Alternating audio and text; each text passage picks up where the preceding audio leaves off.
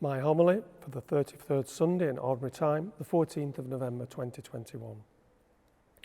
Our readings today may not seem very uplifting, but that just means we have to look more closely at them to draw encouragement from them, for encouragement aplenty there is. It's how we Christians have to approach life, looking more closely to find the good, whatever the situation.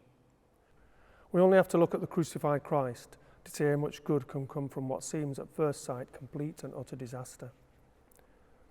Our first reading speaks of a time of great distress. It was written at a time when the people of Israel had suffered defeat and exile, a real low point. But it goes on to say that your own people will be spared, all those whose names are written in the book.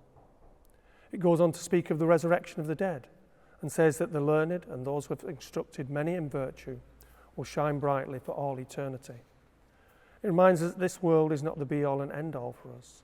As those wonderful concluding words of the Creed say, we look forward to the resurrection of the dead and the life of the world to come.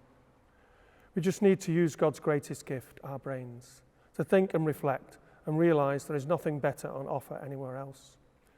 Then we will be learned and give an encouraging example to others.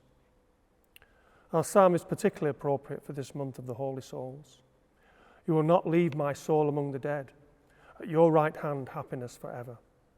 Old Testament it may be, but it is solidly Christian in its theology, with a firm proclamation of the resurrection, just like our first reading actually. The New Testament really does build on the Old. Our second reading then proclaims the central teaching of the Christian faith. Christ has offered one single sacrifice for sins. By virtue of that one single offering, he has achieved the eternal perfection of all whom he is sanctifying. It's talking about us.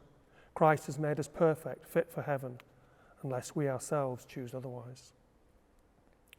Our gospel starts on a grim note with talk of distress and darkness, but then proclaims that into this situation comes the Son of Man with great power and glory, and he will gather his chosen from the four winds. It's another proclamation of salvation for God's people. We just have to make sure that when the time comes, God can see that we are with him. And the beauty of it is, it doesn't matter whether we've tried to follow him all our life or we turn to him at the last minute. There is a place of eternal love and joy with God for everyone who turns to him. Just remember the good thief to whom Jesus promised paradise today.